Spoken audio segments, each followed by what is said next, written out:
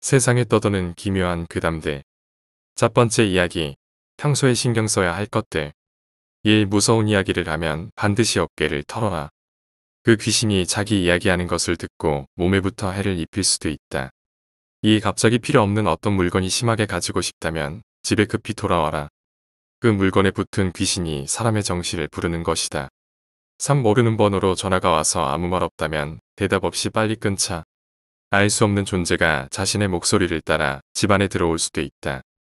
4. 스산한 느낌이 들면 주변을 밝게 해라. 늘 주변이 어둡고 혼자 있는 사람이 긴 사람이 자기도 모르게 빙에 되어 있는 경우도 있다. 기가 센 사람은 귀신이 자기 몸에 들어와도 빙이 된 것을 모른다. 5. 입에 들어간 느낌 없이 갑자기 입에 잘린 머리카락이 들어가 있다면 조심해라. 그리고 잠깐 생각해봐라. 며칠 전에 상가집이나 장례식에 다녀온 적은 없는지. 6. 같은 책상 자리에 1시간 이상 앉아있지 않는다. 해로운 존재가 다가와 오래 머물 수 있는 사람의 몸을 찾으니까. 7. TV를 보다가 새벽에 공중파 TV 애국가가 끝나는 후 나오는 삐신호음을 오래 듣지 마라. 갑자기 귀가 멍하다면 누군가 자신의 몸 안에서 양쪽 귀를 막고 있는 것이다. 8. 이유 없이 심장이 빨리 뛰거나 숨이 쉬어지지 않는다면 그 자리를 피해라. 무언가가 숨통을 죄고 있는 것이다. 9. 편두통이 이상할 정도로 심하면 흰끈으로 머리를 꽉 묶어라. 갑자기 머리가 편안해진다면 이유를 알 수 있을 것이다. 10. 잠에서 깼을 때 자신이 무언가 하고 있는 것을 발견한다면 잠자는 장소를 옮겨서 TV에 하는 재밌는 프로를 틀어놔라. 귀신이 심심해서 밤마다 사람 몸을 잡고 장난을 치는 것일 수도 있다. 11. 꿈속에 귀신이 나타난다면 잠이 깨기 전 귀신이 원하는 것을 주어라. 그러면 평소에 일어나던 이상현상이 없어지는 경우도 있다. 12. 잘 때만큼은 덥고 습한 공간을 만들지 마라. 더워서 뒤척인다고 생각됐던 것이 사실은 귀신이 활동하기엔 최적의 장소여서 귀신이 누군가와 놀기 위해 사람을 건드려 깨우는 것일 수도 있다. 13. 가위를 눌리는 상황의 정면을 보았을 때 몸은 움직이지 않고 아무것도 없다면 재빨리 몸의 경직을 풀어라. 눈을 감으면 가위를 눌리는 것은 꿈이지만 눈을 뜨고 눌리는 가위는 꿈이 아니다. 14. 커튼을 쓸모없이 길게 내리지 마라. 그 아래서 귀신이 당신을 지켜볼지도 모른다. 15. 전신 거울을 돌려놓지 않는다. 거울을 보지 않는 순간에 그 안에서 아까 입력되었던 내 영혼이 무슨 일을 당하고 있을지 모르니까. 16. 알 수 없는 그림자가 옆으로 지나간다면 그것은 아직 정신이 붙어있는 영혼. 그림자를 가까이 하지 마라. 한마디로 다시 살아날 수 있는 사람이다. 넋이 살아서 몸에 씌일 수도 있다. 17. 버려지거나 오래된 달마도는 집에 걸어놓지 않는다. 행운이 떨어져서 역으로 불행을 가져올 수도 있다. 18. 피가 날 정도로 배인 상처가 생기면 받아놓은 물을 가까이 하지 마라. 향은 물과 만나면 멀리 퍼지는 습성이 있어서 피를 원하는 귀신이 어디선가 찾아온다. 그래서 피부가 빨리 아물지 않는 경우도 있다. 19. 일부러 어두운 곳을 찾지 않는다. 페이크 흉가 등등. 귀신이 일부러 찾아온 것을 알면 짓궂은 장난을 하기도 한다. 20. 잘 때 의자를 빼놓고 자지 마라. 잘 때 귀신이 의자 위에서 쳐다본다. 21. 잘 때 이불을 머리끝까지 덮지 않는다. 저승사자가 죽은 사람인 줄 알고 데려간다. 22. 화장실에 오래 앉아있지 않는다. 귀신이 머리카락을 다 세면 죽는다. 23. 냉장고, 장롱 위를 비우지 마라. 귀신이나 저승사자가 데리고 가기 위해 지켜보고 있다. 24. 문지방을 밟지 마라. 지방령인 집안 귀신이 괴롭힌다. 25. 잠이 문득 깨면 옆을 돌아보지 마라. 귀신이 쳐다보고 있다. 귀신과 눈이 마주치면 귀신이 데리고 간다. 26. 장롱을 열어놓지 마라. 귀신이 당신을 데려가기 위해 기다리고 있으니까. 27. 밤에 불을 끄고 방 모서리 4개를 보지 마라.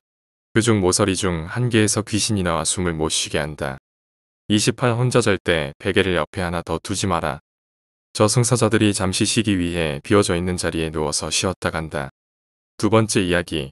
가위. 처음으로 눌린 게 13살 무렵.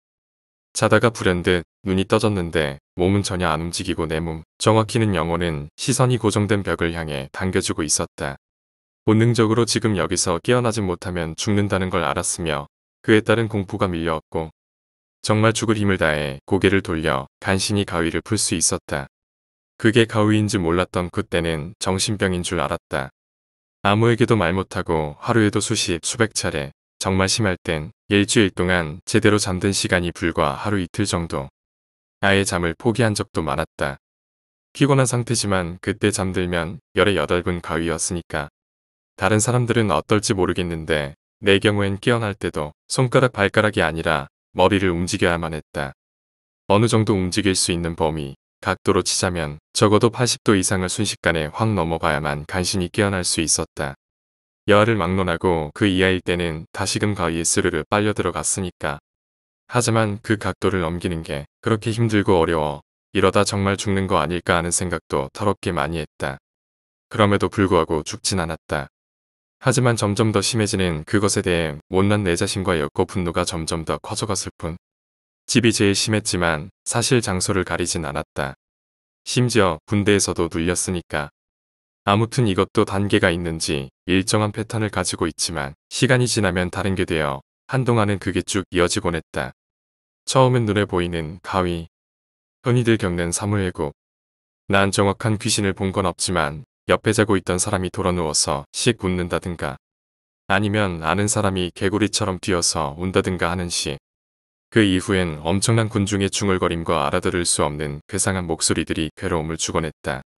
정확히 알아들은 적은 단 한 번도 없고 제멋대로 왜곡되고 비틀리곤 했다. 굳이 표현을 하자면 눈만 간신히 움직이는 상황에서 엄청난 목소리들의 무게에 의해 점차 아래로 깔려버리는 느낌이랄까. 어느 정도 또 그게 익숙해지고 난 이후엔 꿈과 이어지는 가위였다. 이땐 주로 돌아가신 할머니가 범인이었다. 십수년을 악몽 및 가위로 날 그렇게 무섭게 괴롭히던 할머니는 어느 날 꿈에 내 자전거 뒤로 쫓아오는 거. 그만 좀 괴롭혀라. 진짜 지겹다고 아기 받쳐 말하면서 집어던진 이후로는 아주 가끔 그것도 그리 무섭지 않은 모습으로 등장할 뿐이었다. 가족들 중엔 고모와 나를 제외하곤 할머니 영혼에게 괴롭힘을 당한 사람은 없었다. 나름 대처한다고 베개 밑에 가위를 깔아넣는 방법도 써봤는데 열의 8, 9은 효과를 봤지만 그 나머지 한둘인 날에는 고통을 몰아서 당했다. 참고로 내게 가위를 깔아넣는 방법을 알려준 건 살아생전의 할머니였다. 이 이후엔 미친 듯한 분노로 이에 대한 항변을 하곤 했다. 욕을 막 쏴대주면 다는 아니어도 어느 정도 감당되곤 했기에. 근데 이에 대한 부작용도 있었다. 어느 날 아침 무렵에 난 욕을 하곤 가위에서 풀려났다. 그리고는 내 얼굴 앞으로 훅 하고 뜨거운 게 느껴졌고 나를 통과해 사라졌다. 말은 없었지만 그 뜨거움은 아기로 가득 차 있음을 느낄 수 있었다. 또 한 날엔 욕을 하고 풀려나서 나 말곤 아무도 없는 방에 내가 덮었던 이불이 공중으로 확 들려져 뒤집혀지는 걸 봤다. 어느 해 겨울엔 밤마다 내가 아닌 다른 무언가의 찬 입김을 느끼며 살았던 적도 있다. 혹자들은 수면장애라고도 하는데 내 경우엔 적어도 2가지 이상의 요소가 겹친 것 같다. 스스로 평가하기에는 중간중간 대처 방법을 바꿔보긴 했는데 언젠가 교통사고 나서 입원했던 날 꿈에 내가 중얼거리는 소리를 거꾸로 따라하던 다른 나를 보고는 그 이후론 그 방법을 쓰지 않게 되었다. 엄나무 가지가 좋다고 해서 묘목을 얻어와 조금 키운 후에 가지를 잘라 머리맡에 두고 잤는데 일랑말랑하는 시점에 모르는 할머니 3분이 내 머리맡에 앉아서 이야기를 나누시는 걸 보고는 무서워서 가지는 버릴 수밖에 없었다. 세월이 좀 지난 지금은 다른 방법을 쓰고 있는데 덕분인지 예전만큼 심하게 눌리지는 않는다. 그렇게 살아 안 찌던 체질인 내가 몇 킬로나 불었다면 말 다 한 거지. 천성적으로 기가 약해 그럴 수밖에 없다는 걸 안다. 죽기 전까지는 결코 끝나지 않을 싸움이 될 거라는 것도 잘 알고 있다. 3번째 이야기, 버스. 저는 한 8시에 학원에 끝나 버스를 타고 집으로 가고 있었습니다. 저는 맨 뒤에서 앉아 있었습니다. 그때 버스의 바퀴 쪽 의자가 불쑥 튀어나온 곳에 한 여자가 앉았습니다. 근데 어떤 턱수염난 아저씨가 그 뒤에 앉은 겁니다. 그 여자분이 답답해서 창문을 열었죠. 그래서 그 여자분의 머리가 찰랑찰랑 거리는 거예요. 그때 그 뒤에 앉아있던 아저씨가 여자분 머리를 만지작 거리는 거예요. 그 아저씨는 맨날 그 버스에서 여자 뒤에만 앉았죠. 그러던 어느 날 저는 결심했죠. 그 아저씨에게 따끔하게 충고하기로. 그날도 그 아저씨가 탔어요. 그리고 또 그 아저씨는 여자들의 머리를 만지고 다녔죠. 그래서 저는 가서 여자분에게 내리실 때가 되지 않았나요? 이랬죠. 그러자 그 여자분이 절 이상하게 보더라고요.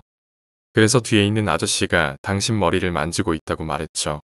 그 아저씨는 얼굴이 빨개지면서 버스 밖으로 내려서 마구 도망가더라고요. 그리고 다음날 저는 또 8시에 학원이 끝나 버스를 탔죠. 그런데 맨 뒷좌석에 그 아저씨가 있는 거예요. 저는 좀 이상하다 생각했죠. 그리고 집에 가까워져서 버스에서 내리기로 했죠. 그때 그 아저씨가 갑자기 일어나서 저와 같이 버스를 내리는 거예요. 저는 정말 무서웠죠. 저희 집은 어두운 골목을 지나가야지만 있었는데 저는 막 뒤도 안 돌아보고 달렸는데 그 아저씨가 없었어요. 안심이다 했을 때 어디서? 야 이 새끼야 나 여기 있다. 그 아저씨가 소리 지르는 거예요. 골목길에 숨어 있다가 튀어나오는 아저씨를 보고 저는 막 도망가다가 자빠지는 바람에 결국 붙잡히고 말았어요. 아저씨가 시뻘개진 눈으로 바라보다가 갑자기 마구 웃기 시작하는 거예요. 너무 겁이 난 저는 울면서 살려달라고 빌었고 아저씨는 제 뺨을 툭툭 치면서 너는 운 좋은 줄 알아. 내가 오늘 더 재밌는 일이 생겨서 하면서 가버리더군요. 저는 그 후로 다시는 그 버스를 타지 못했답니다. 그 아저씨 정체는 무엇이며 더 재밌는 일이란 무엇일까요? 네 번째 이야기, 어머니의 이야기. 오늘 외가 할머니 댁에 다녀오다가 충격적인 얘기를 들었습니다. 제가 어렸을 때, 그러니까 초등학교 저학년까지는 외삼촌과 걸어서 5분도 안 되는 거리에 같이 살았습니다. 그래서 외삼촌이랑도 친했고 당연히 외숙모랑도 친했습니다. 거의 일주일에 한두 번 빼고는 매일 오거나 가거나 했으니까요. 아무튼 그렇게 친하게 잘 지내다가 외숙모는 안타깝게도 간암 판정을 받고 돌아가셨습니다. 그게 아마 제가 초등학교 4학년인가 6학년인가 아무튼 어렸을 때였습니다. 저는 그래서 오늘 그 얘기를 듣기 전까지는 외숙모는 그냥 간암에 걸려서 안타깝게 돌아가신 걸로만 알고 있었는데 배후에 새로운 이야기를 듣게 되었고 그 이야기는 의문의 패백 사진에 관련된 이야기였습니다. 외삼촌과 외숙모의 결혼식 날 패백 차림을 하고 회박상 앞에 앉아서 찍은 사진이 한 장 있었답니다. 그냥 평범한 구도의 패백 사진이죠. 근데 그 패백 사진이 평범한 패백 사진과 다른 점이 있었는데 바로 외삼촌과 외숙모 사이에 50대 정도 되어 보이는 남자가 양복을 입은 채 흐릿한 형체를 띠며 앉아있더라는 겁니다. 마치 두 사람의 사이를 반으로 갈라놓는 듯하게 가운데 떡하니요. 패백 사진을 찍는데 정신 나간 사람이 주인공들 가운데 앉아있을 일도 없고 실제 사람이라기엔 형체가 흐릿해서 사진을 받아봤을 당시의 집이 난리가 났었답니다. 너무나 명백하게 두 사람 가운데 떡하니 앉아있는 의문의 남자 때문에 집은 발칵 뒤집혔고 이 양복 입은 50대 남자의 신원을 파악하기 위해 일가 친척 모두에게 수소문해봤지만 그 누구도 전혀 모르는 사람이었습니다.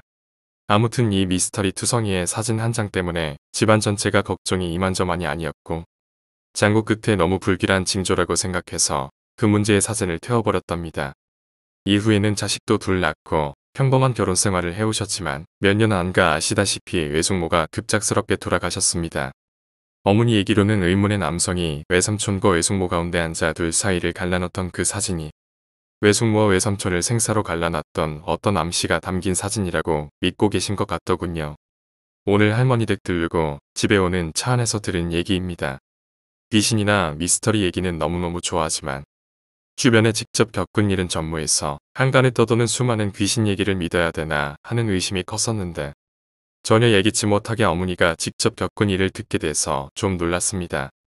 5번째 이야기. 중학교 여름방학. 제가 중학교 여름방학 때 이 몸에서 학원을 다니며 숙식을 하고 있을 때였습니다. 저희 엄마가 셋째이고 그 당시 넷째 인몰에서 방학을 보내고 있었습니다. 저도 밑으로 남동생 하나 있는 남매였고 넷째 이모네요. 오빠랑 언니가 있는 남매였습니다. 아직도 잊지 못하는 기억이죠. 안방에서 다들 모여 외계인 해부라는 프로를 냈었고 그 다음 나오는 이야기는 나이트메어였습니다. 덜덜 떨면서 봤죠. 눈도 가리고 여느 아이들처럼 겁도 많았습니다. 그래도 호기심은 못 이기더라고요. 그렇게 여름에 하는 공포 이야기들을 다 보고 다음날 학원을 가야 하기에 언니와 저는 한 방에서 잤습니다. 언니가 저는 손님이라고 침대에 재우고 언니는 바닥에 이불을 깔고 잤었죠. 덥다 보니 문은 조금 열고 언니 방에 붙어있는 조그마한 창문은 다 열어놓은 상태로 잠이 들었습니다. 한참을 잘 자고 있었습니다. 그런데 밤기가 밝은 저에게 조그마한 소리가 들리더군요. 찰칵 찰칵 찰칵. 문 손잡이를 문을 열려고 계속 여는 소리였습니다. 눈을 비비며 상체만 일으키고 앉아있는 상태에서 정면에 보이는 문 손잡이를 보았습니다. 그리고 얼어붙어 버렸습니다. 아무도 없는데 손잡이가 계속 찰칵찰칵 거리더군요. 그 순간 드는 생각이 아, 내 차례인가 보다. 외계인이 왔구나 하고 절망을 했죠. 그런데 멈출 생각도 없고 계속 일정하게 들리는 소리에 처음에 굳게 먹었던 애부하러 온 외계인이구나라는 생각이 점점 줄어들고 그때부턴 귀신으로 생각이 바뀌더군요. 너무 무서워서인지 온몸은 굳은 상태이고 바닥에서 잘 자고 있는 언니를 깨워야 할 것 같아서 있는 힘껏 한쪽 다리를 이불 밖으로 내보내서 바닥에 언니를 밟았습니다. 처음에 살짝 밟을 때는 일어나질 않더군요. 소리도 그대로고요. 그런데 언니가 늦게 일어나면 제가 듣는 소리를 못 들을 것 같다는 생각이 들어서 힘껏 눌러댔습니다. 언니는 자다가 짜증을 내면서 일어나더군요. 아, 왜? 저는 언니 조용히 해, 들어봐봐. 그러니까 조용히 하더군요. 철컥철컥. 야, 장난치지 마. 내가 침대에 있는데 어떻게 장난을 쳐. 약간 윽박질렀습니다. 그 순간 언니가 울더군요. 언니는 엄마, 아빠하고 울고 저는 이모, 이모부 하면서 울었죠. 안방과 언니 방 사이엔 얇은 벽 하나밖에 없어서 안방에 TV 소리가 들릴 정도인데 한참을 부르며 울어도 일어나는 기척이 없는 겁니다. 이때 언니는 계속 울고 있었고 저는 멈춘 상태였습니다. 그게 이상했거든요. 안방은 미닫이 형식의 문이라 열고 나오시면 소리가 나는데 안 나더라고요. 그렇게 몇십 분은 흐른 것 같습니다. 그렇게 시끄럽게 울어대는데도 철컥철컥철컥 일정하게 소리가 나더군요. 그 순간 미닫이 문이 열리는 드르르 소리와 함께 철컥 소리도 사라졌습니다. 주방불이 켜지며 이모가 저희 방을 여셨습니다. 왜 우냐고 심하게 놀라신 눈치였습니다. 나중에 안 사실이지만 이모는 안방에서 아무 소리도 못 들었고 물 드시러 온 거라고 했습니다. 주방에 들어서서 저희 소리를 들은 거고요. 오빠도 일어나고 이모가 이모부도 깨었는데 여기서 참 웃긴 게 아무리 어려도 그렇지. 저희 보고 강도가 온 거라고 하니 어느 강도가 미쳤다고 문 열려있는 문고리를 몇 시간이나 철컥거리겠습니까? 아무리 어려도 납득을 하지 못하고 저희는 귀신이라고 했습니다. 이모부가 다그치는 바람에 눈물바람으로 저는 엄마에게 연락을 했고 그 새벽에 엄마와 아빠는 저 때문에 오시게 되었습니다. 그렇게 전 저희 집으로 돌아갔고 나중에 들리는 소리에는 언니는 그 방에서 못 잔다고 안방에서 부모님이랑 같이 잔다는 소리만 들었습니다. 이 일이 저에겐 터닝포인트였죠. 처음엔 로 시작했지만 지금은 사랑으로 공포를 보죠. 괴담집을 못 사게 하는 엄마 때문에 청주의 율량동 홍문당 서점에서 쪼그려 앉아서 공포책을 읽기 시작했고 인터넷과 제가 일을 해서 돈을 벌게 되니 하나하나 사모았습니다. 지금은 일산에 있지만 청주 본가에 있는 책은 제가 살고 있는 일산에 있는 책의 몇 배가 있습니다. 처음엔 왜라는 호기심에서 지금은 좋아서 보게 되었습니다. 하지만 늘 말했듯 귀신을 보진 못했습니다. 제가 담이 적다느니 여자라는 이유로 잘 못 판단은 하지 말아주셨으면 좋겠습니다. 저는 넓은 가든을 차 끌고 혼자 자주 다녔었고 혼자 안에 들어가서 캠코더로 찍고 온 게 수십 번입니다. 12시에 출발해야 2시간 걸려서 2시 좀 넘은 시간에 넓은 가든에 도착하니 늘상 이런 시간에 자주 갔었습니다. 이래도 제가 담이 적은 걸까요?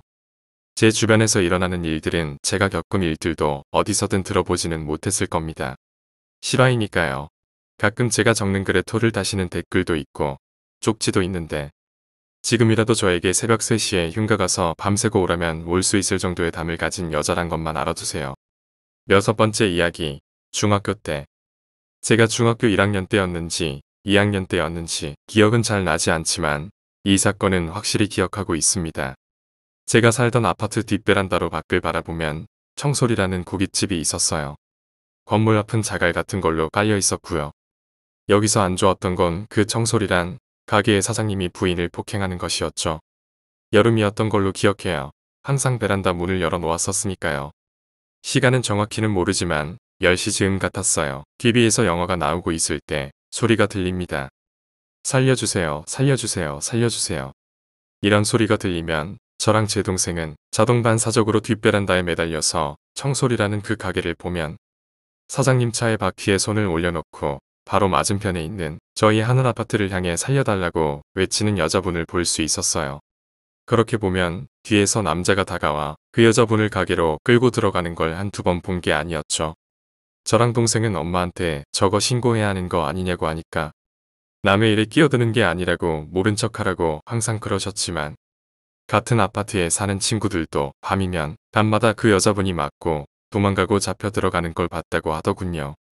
정말 날마다 그래서 저희한테조차도 그냥 일상이 되어갈 때 즈음 일이 하나 터진 겁니다. 등교 준비를 하고 교복을 입고 1층으로 내려와 학교 쪽으로 가는데 청솔 앞에 경찰차 여러 대랑 구급차도 있었고 저는 그걸 보고 어떤 용감한 사람이 신고했구나. 그 여자분 살았겠다. 이 생각을 하면서 등교를 했죠. 하지만 학교에서 친구들의 이야기를 듣고 놀랬습니다. 그 가게 주인이 여자분을 때려 죽이고 목을 매달았다고 하더군요. 솔직히 놀래진 않았어요. 단지 여자분이 불쌍할 뿐. 신고했으면 살았으려나 이런 생각도 들고 그날은 정말 싱숭생숭하더군요. 그렇게 밤이 오고 가족들이 거실에서 TV를 보는데 어디선가 희미하게 살려주세요. 살려주세요 소리가 들렸습니다. 자동적으로 저와 제 동생은 뒷베란다로 가서 창밖을 살폈고 아무것도 없는 걸 보면서 순간 이분 아침에 죽었다는 생각도 들어버리더라고요. 근데 희한하게 엄마도 들으신 것 같았어요. 저희 베란다에서 멀어지게 하면서 각자 방에 들어가서 했거든요. 근데 그때 엄마 표정이 정말 심하게 놀란 얼굴이었어요. 저는 무섭다기보단 뭐지? 그냥 이 생각만 했죠. 그리고 다음날 등교했을 때 이야기는 그 소리 들었어?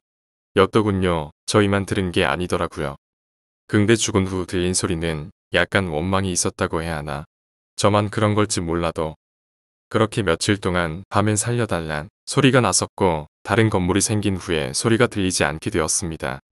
저는 그렇게 생각합니다. 지금도 그렇지만 몇 날 며칠을 그렇게 신고해달라 살려달라 외침에도 침묵을 했던 저희 가족 그리고 앞다전 전원이 있었을 거라고 생각합니다.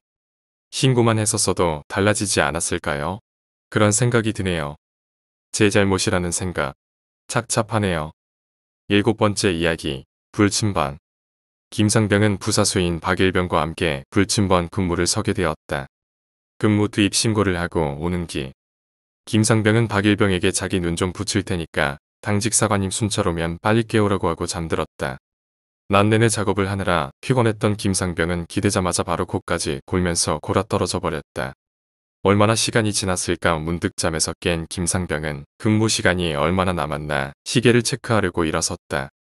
근데 신기하게도 자신은 일어섰는데 자신 몸은 여전히 벽에 기대서 자고 있는 게 아닌가. 김상병은 처음에는 깜짝 놀랐지만 이내와 이게 말로만 듣던 유체 이탈인갑네하고 무섭다기보단 신기하단 기분으로 주변을 싸돌아다녔다. 잠깐만, 그러면 설마. 순간 재밌는 생각이 든 김상병은 막사 밖으로 나가 위병소로 향했다. 이거 이대로 바깥 구경하고 오면 그게 외출이잖아. 라고 생각한 김상병은 날듯이 위병소를 통과했다. 물론 위병 근무자들은 어떤 반응도 하지 않았다. 외가각인의 유체 이탈도 나쁜 게 아니네 생각하는 그때 위병소를 지나쳐 밖으로 나가는 김상병의 눈에 이상한 게 보였다. 저 멀리서 여자 실루엣 같이 보이는 게 휘적휘적하며 자신 쪽으로 비틀거리면서 다가오는 게 아닌가. 뭔가 기분 나쁜 분위기였다. 긴 머리를 앞으로 축 내린 채 비틀비틀거리며 자신 쪽으로 다가오는 여자. 순간 소름이 쫙 끼친 김상병은 잠시 옆으로 물러나서 지켜보기로 했다. 우와, 저게 뭐야? 저거 설마 귀신인가? 다행히 여자는 김상병을 못 본 듯 위병소 쪽으로 여전히 휘적휘적 걸어가고 있었다. 김상병이 속으로 안도하고 있는데 갑자기 그 여자가 고개를 들었다. 그리고 김상병 쪽으로 얼굴을 돌렸다. 으악 씨발. 김상병은 자신도 모르게 욕을 내뱉었다. 그도 그럴 것이 그 여자의 눈에서는 피눈물이 흐르고 있었고 얼굴 반쪽은 둔기로 맞은 것처럼 심하게 함몰되어 있었다. 하지만 가장 끔찍했던 건 그런 몰골로 여자는 웃고 있었다. 김상병이 놀라 뒷걸음치는 사이 여자는 김상병을 똑바로 쳐다보며 말했다. 내가 먼저 들어가야지.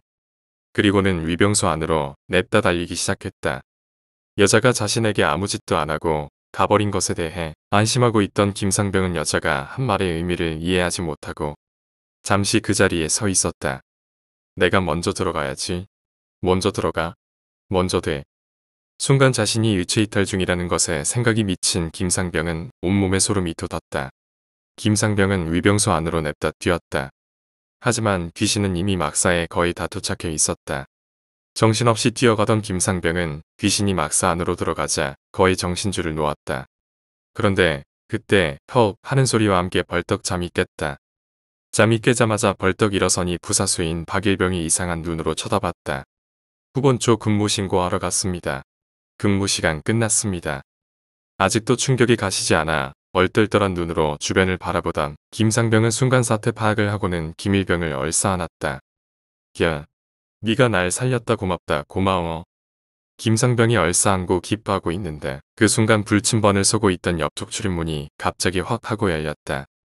두 사람은 깜짝 놀라 쳐다봤지만 그곳에는 아무도 없었다. 심지어 바람조차 불지 않았다.